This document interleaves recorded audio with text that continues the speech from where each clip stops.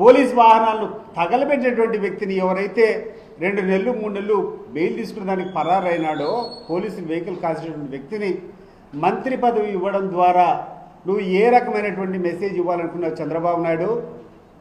ఇది చెప్పు ముందు. నీ యొక్క నక్క వినయాలు పక్కన పెట్టి ఈ రాష్ట్రానికి నీ యొక్క అసలు రంగు ఈరోజు చూపించు. ఈ 2 ప్రశ్నలకు సమాధానం చెప్పమని చెప్పి నేను ఈరోజు చంద్రబాబు నాయుడు పవన్ కళ్యాణ్ అడుగుతున్నా. ఏమిటి సంస్కృతి? ప్రతిసారి కూర్చుంటావు, మాకు సంస్కృతి లేదంటావు. వైఎస్ఆర్సీపీ అంటే దౌర్జన్యకారులు అంటావు, అక్రమార్కులు అంటావు, అవినీతి పరులు అంటావు. అసలు మాకు ఎటువంటి పద్ధతి తెలియదంటావు. ఈ 2 కారణాలు నువ్వు చెప్తే తర్వాత ఈ రాష్ట్ర ప్రజలంతా నువ్వు ఏందో నీ గురించి చెప్తారు. ఈరోజు పొద్దున 3 గంటలకు మా పులివెందుల నియోజకవర్గం నుంచి పవన్ కుమార్ అనేటువంటి ఒక వ్యక్తిని తీసుకొని పోలీసులు తీసుకొని పోయినారు.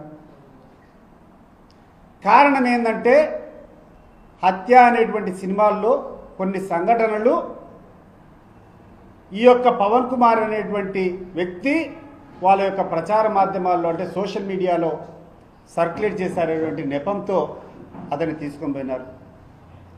నేను అడుగుతున్నాను పోలీస్ వారిని, ఏం తప్పు చేశాడయ్యా పవన్ కుమారు? ఒక సినిమా తీశారు, ఆ సినిమా సెన్సార్ సర్టిఫికేట్ అయిపోయింది, సెన్సార్ సర్టిఫికేట్ ఇచ్చారు. సెన్సార్ సర్టిఫికేట్ ఇచ్చారంటే దాంట్లో తప్పు లేనట్టే కదా. ఒక సినిమాలో ఉన్నటువంటి క్లిప్పింగ్లు నువ్వు సర్క్యులేట్ చేస్తే